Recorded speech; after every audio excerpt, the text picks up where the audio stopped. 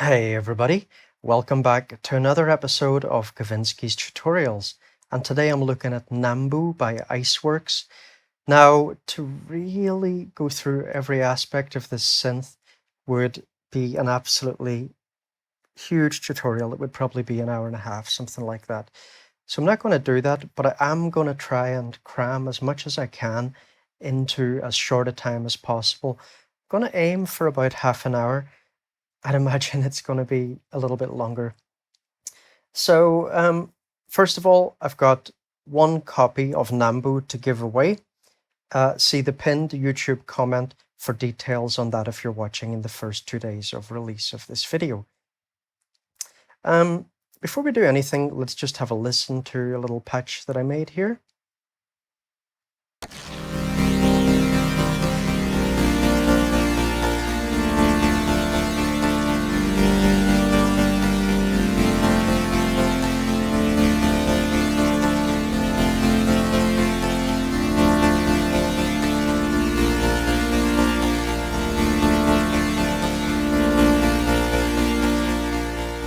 Now, in a minute, I'll go into what's going on there. But first, let's just take a very quick overview of things. So here we have our presets menu. Now, this is the same in all iceGear synths. And basically, the way it works is when you first open it, you're going to have your factory presets, which I'm not going to go through. Satoshi has already made videos demoing those. You'll also have a user folder, but that will be empty. So let's just say that you take a preset. Let's just say this base 01.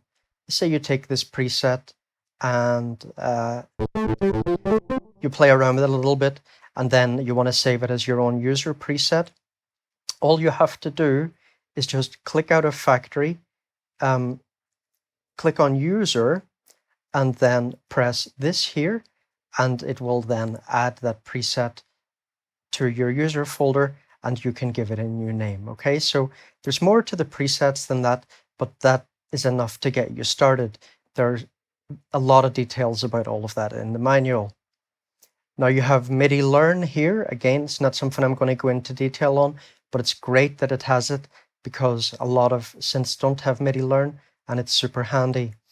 Now you also have the settings menu here, and there are a lot of cool features. For example, the iceGear synths have micro tuning and so on, which a lot of synths don't.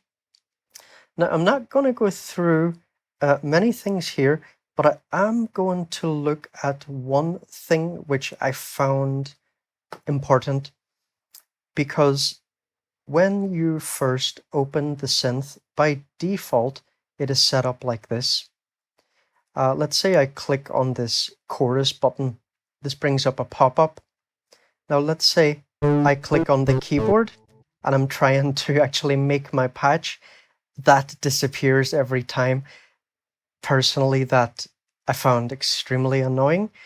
Luckily, there's a way to change it. So instead, you just turn this off. So turn off display in a pop-up window. Now let's look what happens when you press on one of these. So you can see we have these little sort of rectangular things, oblong, I suppose, under various different things. Anytime we press on those, we'll get one of these pop-ups opening up. But now, if I press the keyboard, it will not get rid of it. Instead, now, if I want to get rid of it, I just press somewhere else outside that box and it disappears. So that is one thing that I think most people would want to change in settings. Now, if we look here, we can see we've got these letters A to F. And if you look down here, you'll also see these letters A to F. So this section's called the matrix. We'll look at it later. This section here is where we can view the windows for our different voices. So we can have up to 6 voices. These can be carrier oscillators. They can be modular oscillators, you know, if they're FM. If there's something else like just a regular oscillator, mind you, I say regular oscillator, but well, actually, no. Oscillator types, not that many varieties. But if I look at, let me see, if we got an FM one here, just turn that on a second. We can see we have an absolute massive choice of different waveforms there. Let me close that again. Go back to where were we? I still get a little bit confused actually by some aspects of this interface, but basically here, when I select this, then I'm viewing the tab for that. So what we've got here is an oscillator, and you can see the waveform here. Then we've got another oscillator. Here we've got a filter. And here we've got an FM oscillator, but it's not turned on. And here we've got another FM oscillator. It's also not turned on. Here another FM oscillator. It's not turned on. So we turn things on or off by pressing here on the blue things. So we can see here that at the moment A, B, and C are active and the others are inactive. You can copy the settings in one thing here into another voice. Haven't actually experimented with that, but the feature is there. Make sure you don't miss this little section. I think in standalone you don't have to actually click this open, but in the AUV3 you do. This is where you can do things like turn on the ARP and so on. It's also where the main volume control and a few other important controls are. So we just open that by clicking this little tab. Now, huge thing, very important to understand, is the matrix here. So let's have a little listen again here. So let me let me click out of this and go back to what I was using. I think I was using this.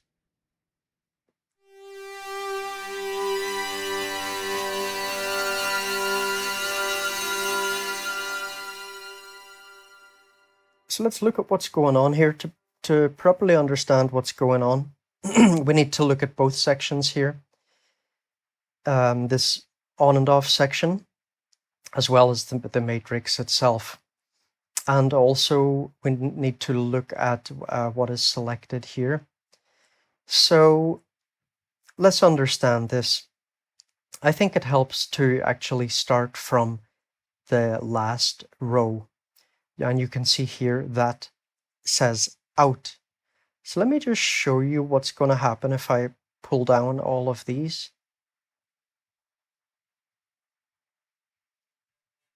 So now we're not going to have any sound, right?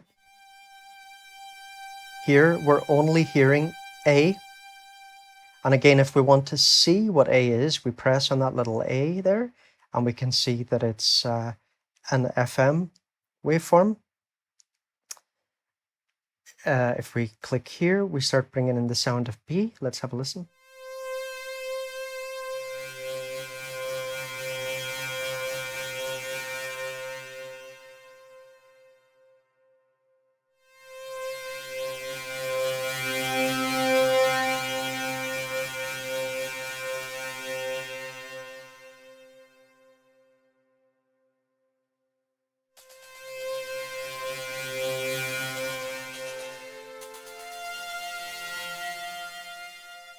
So you can see that D is a texture operator. We'll talk more about that later. So this, I'm going to turn that texture operator off for now. So this is one important thing to do. Play around here and adjust the levels of the different voices. That's obviously going to make a huge difference to your sound. But what we also need to understand is these previous layers. So just for a second, let's just take down the volume of C. I'm going to take down the volume of A here. So we're only going to be hearing B. Okay, but what I'm going to do here is play with A. So if you remember, A is an FM operator. So in this case, it's going to be the modulator, and B will be the carrier. So let's have a little listen here.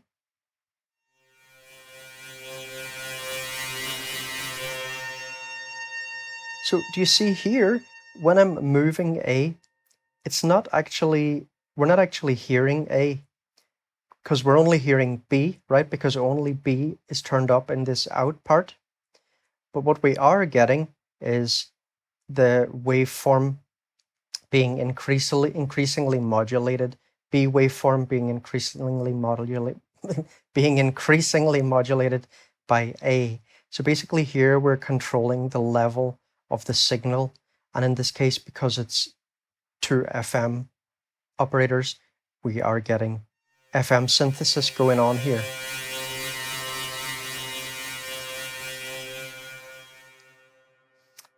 So then here I can bring in A, so we're also hearing A. So A is not just modulating B, we're also listening to A.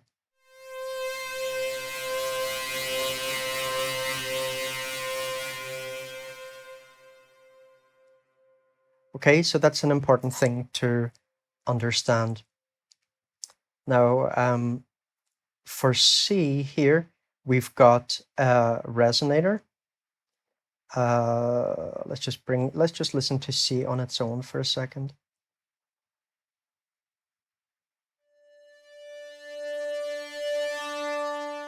Okay, so here we're controlling the signal modulation. So either it's going to be FM modulation if you're using an FM operator.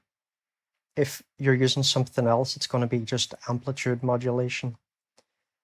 So let's see, for example, what C sounds like when we modulate it with A. So let's just take down A's modulation completely. Remember, now we're only listening to C.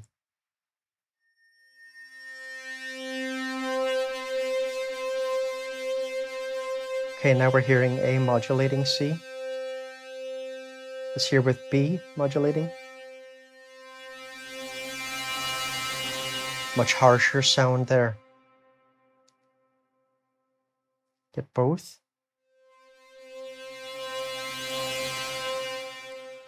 And then again, if we wanted, we could bring in a little bit of each of those sounds.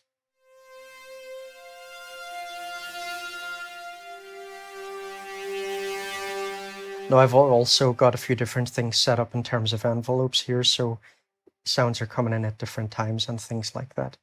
It's worth bearing in mind. So we mentioned that, okay, here we're playing with levels. Now if we go in here we're playing with the modulation of the level. So instead of just having either A modulating B at a fixed level or having to manually adjust it,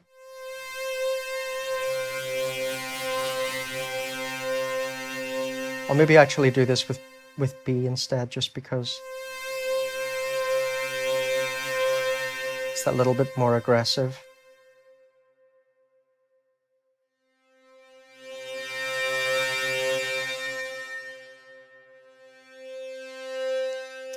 Okay, so we click mod here. So again, let's go to the level, right?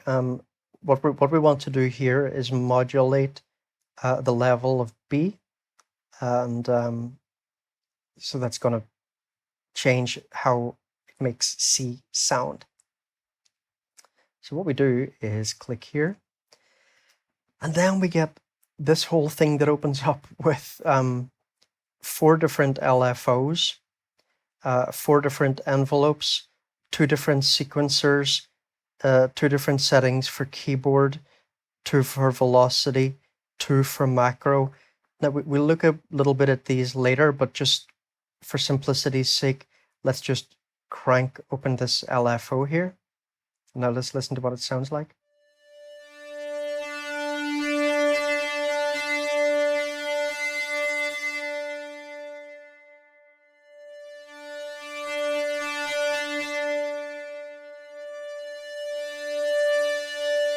So hopefully you can hear that.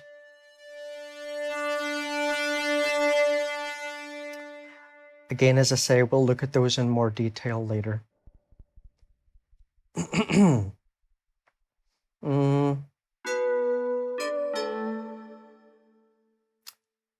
don't want to have something too complicated. Let's see. Let me just initialize everything here. Oh, that's only going to initialize for C. Gotta do each one. Well, let me go back to something fairly simple. Okay, here, let's look at this texture and resonator. So we can see here the different operator types. We have FM, oscillator. We've got a lot of different FM waveforms for oscillators, some different noise sources. There are tons of these texture sources, which are really cool. Resonator and filter. Let's have a little listen to texture. So what we got here, we're playing texture number 33. And then we have this resonator. If we go back to level, we can see that the signal of the texture is up full in terms of its modulation of B, but we're not actually listening to the texture because this first knob is turned down here. If you hear that, now we're actually listening to that texture.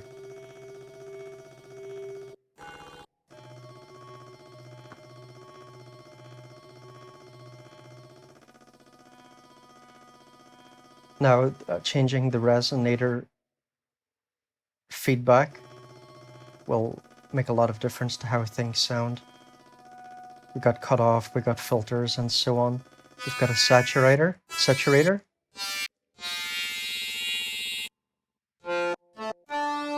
which can make quite a lot of difference. Color.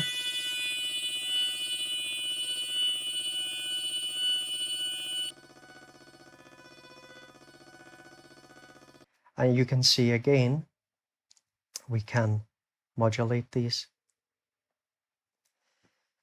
Now with the resonator, we can, and with, I think, all of these maybe. Let's see, let me just look at C a second.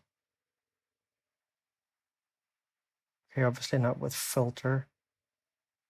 But yeah, with FM, we have this pitch section here.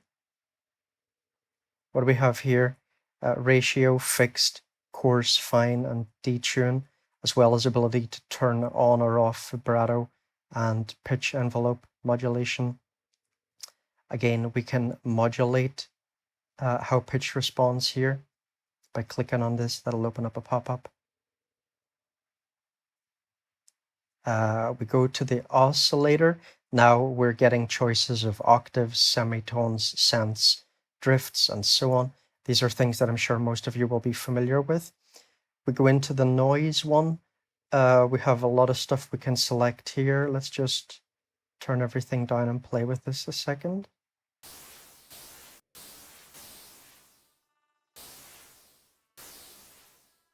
So input, by the way, will increase the input of whatever it is that is feeding into the modulator here. It's your fluctuation.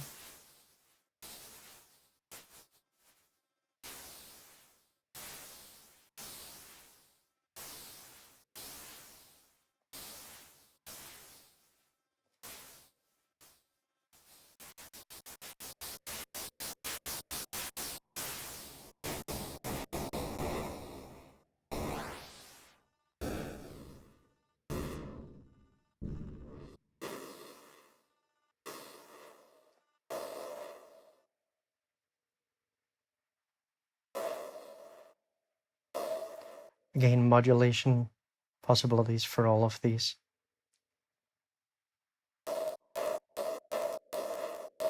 Level of the impulse, the decay time of the impulse,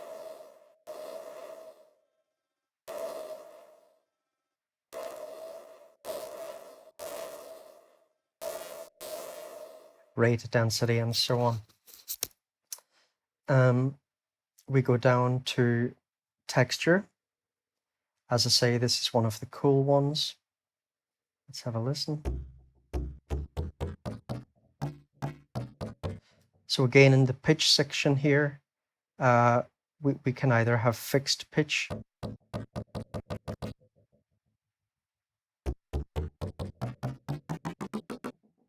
or not, and then we can adjust by octave.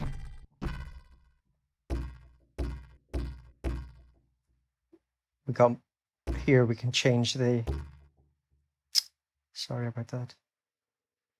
Here we can change semitone and cent values. But one of the really cool things is when we come over here, first of all, I'm going to put it back to 0. Come back here, and we see that we have a lot of these textures, and basically what these are is samples.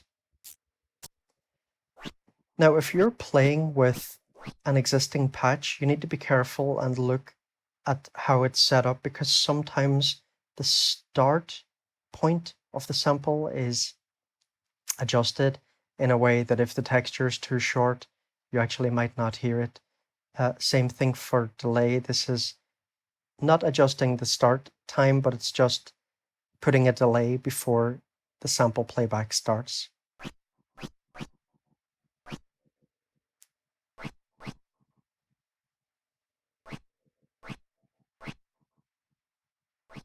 So that's right, if you can see the delay after I press on the key.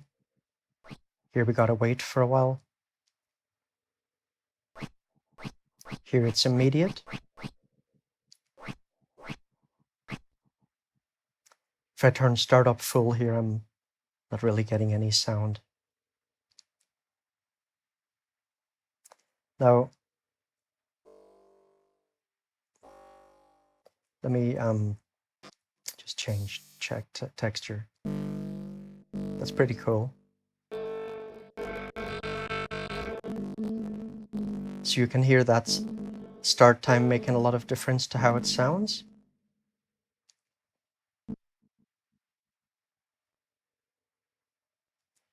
Now, trigger can be note on or note off, but I'm just not seeing note off working, and I've tried this a bunch of times.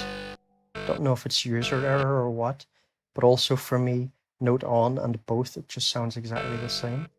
Maybe I'm doing something wrong.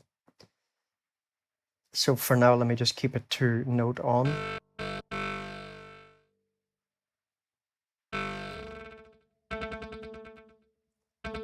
So here you see we can get into some really cool stuff. Just bring the output up a little bit.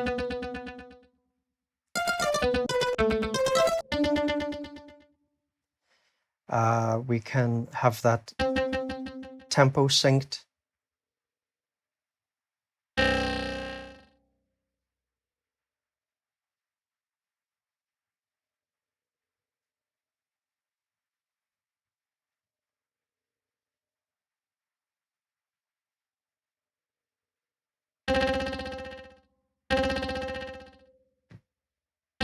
Again, you can modulate this, so that could be something really fun to do. Again, just let's for simplicity, let's just try LFO.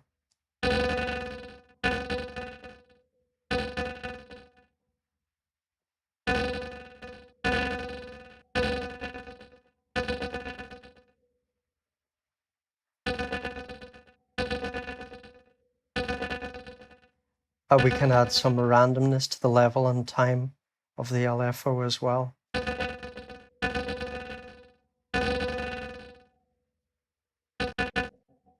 We can change how much velocity affects the LFO. You can see we've got these collapse and expand things here. They're important to pay attention to. Now we could also, for example, use an envelope.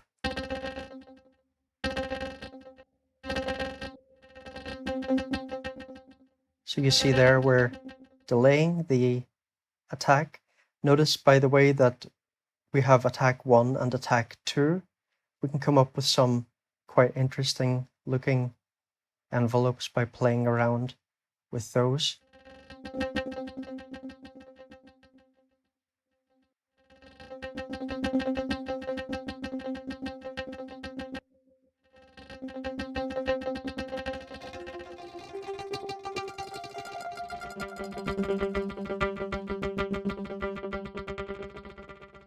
So the textures can be really nice to play into a resonator.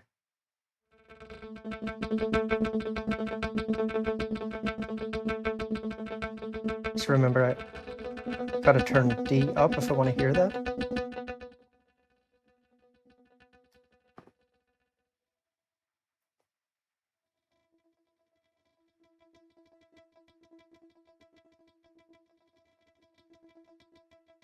Let me go back and change that envelope.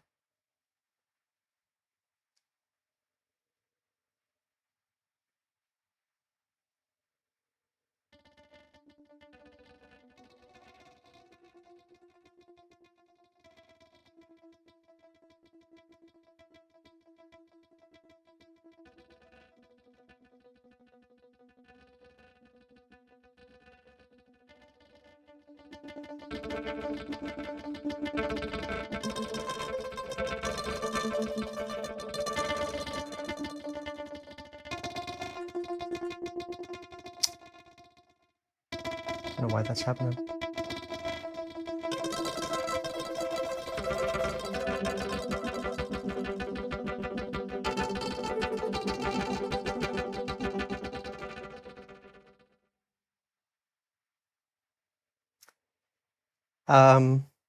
And then we've got a filter section. And I think most of you are familiar enough with filters, so we won't bother exploring that, just to point out that it's got a range of filter types here. Let's look a little bit at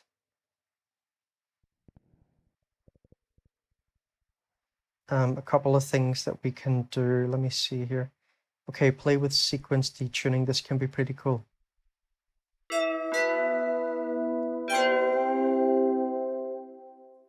Now, by the way, notice that, you know, we have actually 4 different LFOs.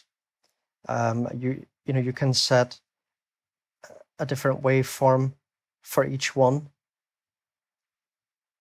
right? So it's not like we're just sending out different amounts of the same LFO to modulate different destinations. We can actually choose 4 different types of LFOs. We got a few different waveforms. It can be monopolar or bipolar. We can change here the range. So for example, short goes from 25 milliseconds up to a second. Long, which I'm having to click. Oh yeah, I always forget sometimes that you got to click on this thing. You can see that one's going up to 30 seconds and its slowest is 10 seconds. Again, 2 different envelopes. We've already seen that the envelopes are pretty flexible. Now then we come into this sequencer, which is super cool. So do you hear that? I think what I set that to was this, was it? Let me see. Well, let's just do that. Let's just adjust. What is D again? Am I even playing D? No, I'm not. Let me get B. Modulation. Okay, let's just try this sequence 1 here. So do you see how that's detuning that?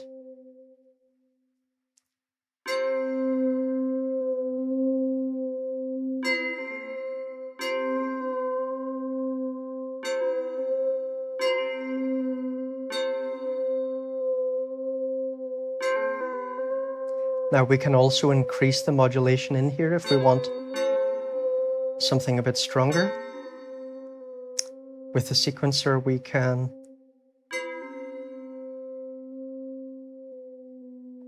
adjust step lengths. Okay, how many steps have we got?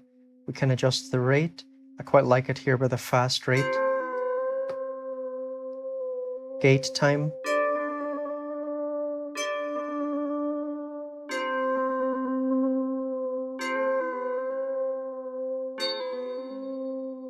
You can hear there, it's kind of ringing out a little bit longer.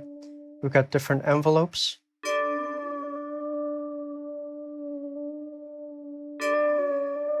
So this square is a bit more steppy.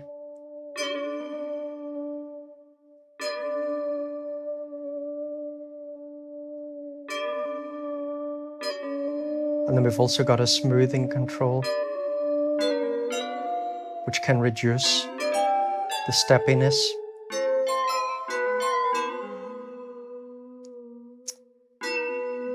So this is really fun to play with. Okay, so 2 sequencers. We can set up our, whether lower notes trigger different effects more or vice versa and so on. I think if I remember, you can do some dragging around in here. No, maybe not actually. So yeah, you can just adjust these using the knobs here. I'm going to skip over this because I feel like it's just, there's too much involved and the video is already getting quite long. This is very easy to experiment with and see the results. Again, same thing for velocity. And then here we have this macro thing we can set up. What's quite interesting here is that we have this value button.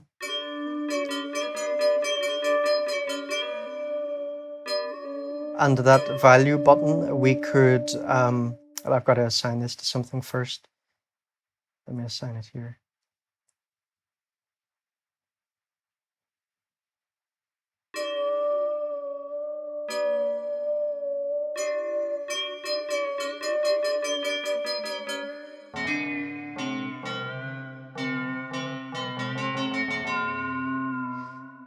This we could assign to an external controller. So I think I've looked at most of the important things here. Let's see.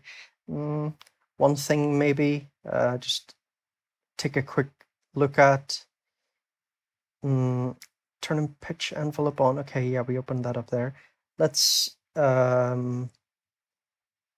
just turn everything off. Keep A on.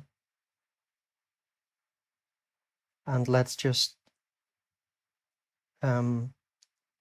set an oscillator, whatever.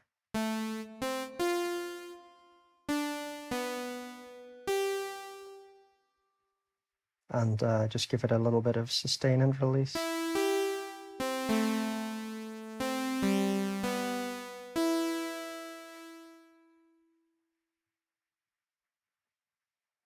So we can do quick adjustments for vibrato here, or we can go in here and do more detailed ones.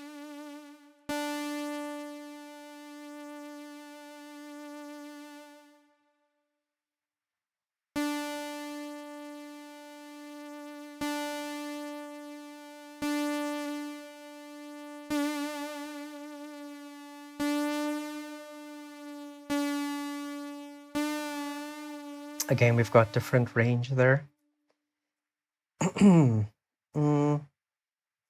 can also put a pitch envelope on. Again, pretty explanatory, I think, what this does here after what we've talked about already. Then we come into the built-in effects, chorus, delay, and reverb. One thing I sometimes found myself wishing was that each of these could be applied separately to each voice, but I guess that would be asking a bit much. It would be really interesting, though, sometimes, for example, to only put a delay on something like the texture oscillator or texture source or whatever you want to call it. But I mean, you could do that with using several instances. Now, I looked at a couple here. Let's see, play with chorus.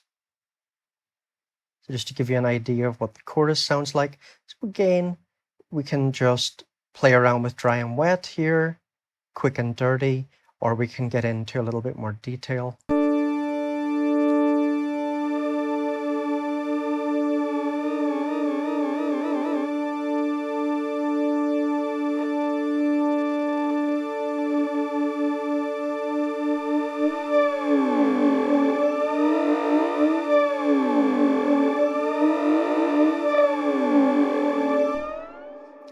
So you can imagine if you already had something weird, you could make it just super weird with that.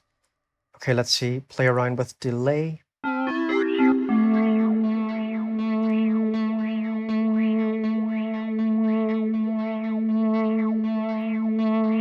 Stick this on the old infinity mode.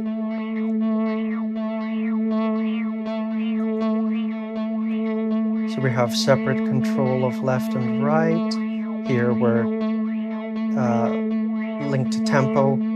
We can then also get free, set by different ranges to give you a bit more precision with the knobs, which is a feature that I really like. And the modulation amount and rate.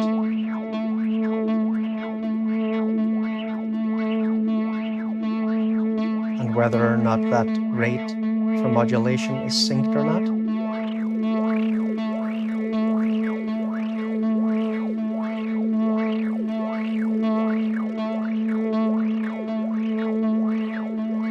So we can just have straight feedback. Left delay will feed back into the left delay and so on. Or we can have cross feedback where left feeds into the right side and vice versa.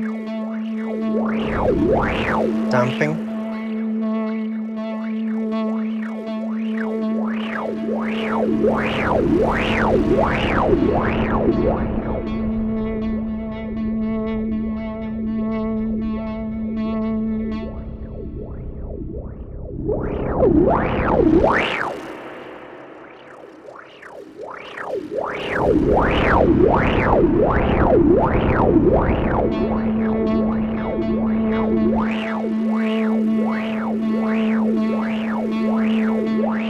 Got a filter for the delay.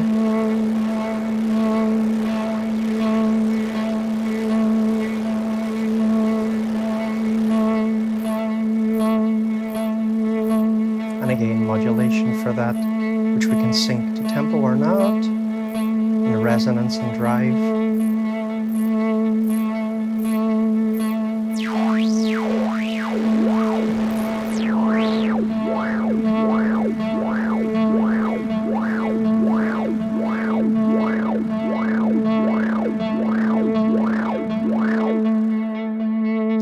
Filter cutoff. Okay, and then our last effect is reverb. Here's a nice one for playing with reverb.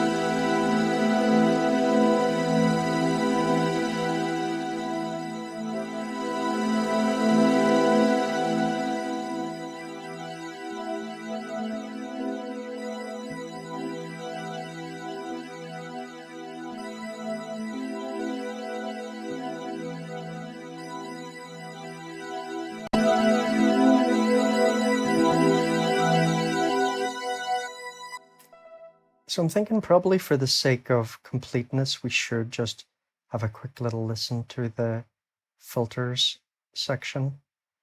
Let me see, let me just swap out this F, which is an FM operator for a filter.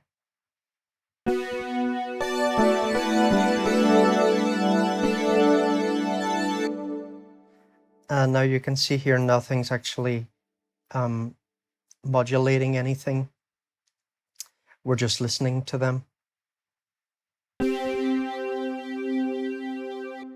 But I think the filter's still gonna change the sound. Let me see.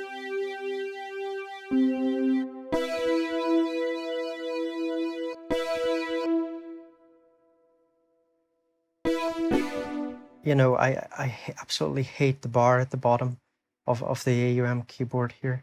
I mean, it's nothing to do with AUM, but it really annoys me. If anybody knows a way to get rid of that, please tell me.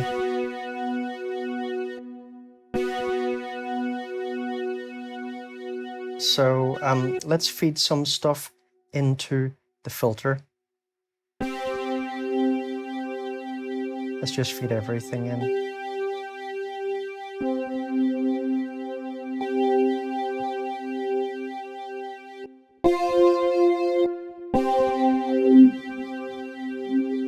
So you see there, we're hearing the filter now.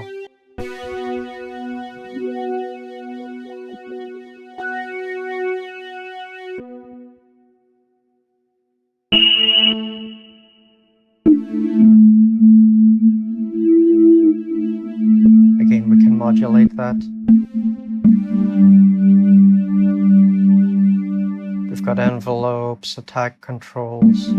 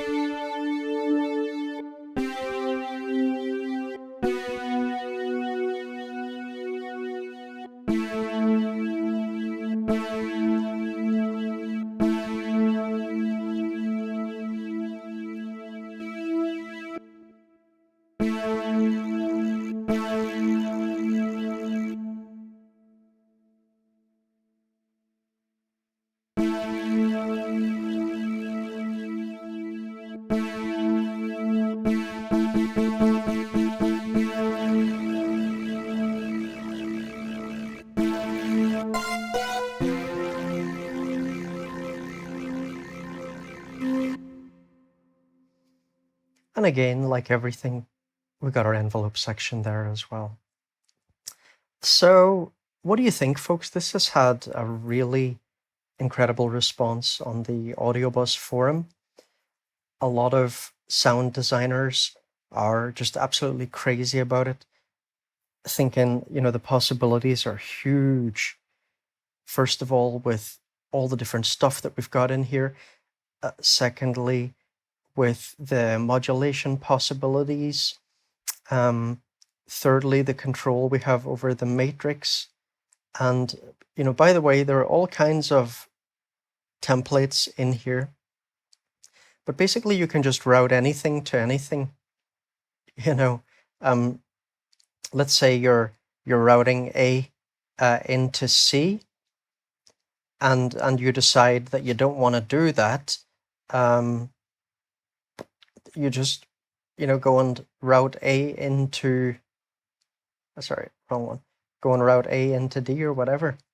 So there's a lot of possibilities, but yeah, check out the templates in here. If we look just quickly, some people aren't good at reading these templates. Just take one or two examples. So basically here, F is being modulated by E. Now remember, that could be FM modulation or it could be amplitude modulation. D is modulating E, but D is not being modulated by anything else. C is also modulating E, and C is being modulated by A and B. If we look at this one, A, B, C, and D are all modulating E, and then E is modulating F. So none of these first four are directly modulating F, but they're indirectly modulating it through E. And so you can, go through like that. I think, unless you know a lot about FM, and even if you do, the fact that this could be just a subtractive synthesizer, just use oscillators and a filter. Just forget FM altogether and use the texture or the noise generator with the resonator. So there's a lot of different types of sounds that you're capable of getting here. What else? Only one thing is my main criticism with the app is that, and other people have said this as well, it comes with a pretty limited number of presets.